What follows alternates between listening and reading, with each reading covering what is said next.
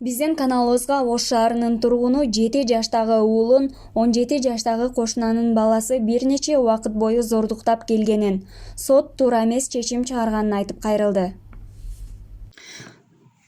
Урматтуу кыргызстандыктар, урматтуу президентибиз Садыр Жапаров, урматтуу Камчыбек Кыдыршаевич, мен бүгүн сиздерден 7 жаштагы уулумдун укугун коргоо берүүңүздөрдү суранып, кайрылуу жасап жатамын.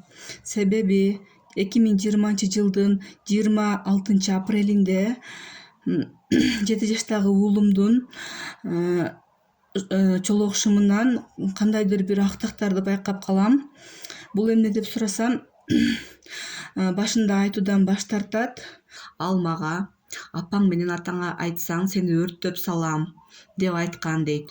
Кайрадан баламдан тактап айтып берүүсүн сурансам, кошунабыздын 1-курста окуган баласы биз жашаган үйдүн бет маңдайында жайгашкан контейнердин ичине алып кирип, уят иш жасады. Ушундай нерсе чачырап кетти, заара кылчу жеринен дейт.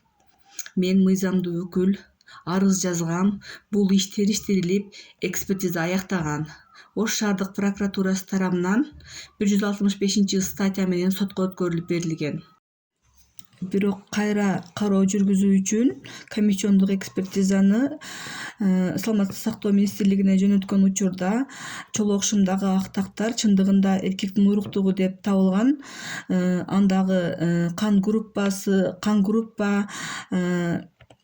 шилекей бездер ошол баланыкына дал келет деп чыгарып берген жана бизге Ош шаардык прокуратурасы сотко өткөрүлүп берилген.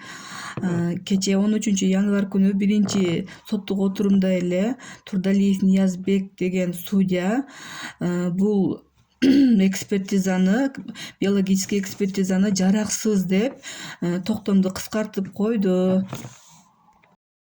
Бул биологический экспертиза жөн жерден чыкпаса керек, Саламаттык сактоо министрлиги туура эле чыгарып берди деп ойлойм мен. Ушул экспертизаны кайрадан тактап ошо акыйкат чечим чыгарып берүүңүздөрдү суранат элем. Ушул ишке көңүл буруп карап коюңуздарды суранамын. Урматтуу президент, урматтуу Камчыбек Кыдыршаевич, сиздер деле ушу 7 жаштагы бала жалган сүйлөй албайт. Ушул ишке көңүл буруп коюңуздарды суранат элем.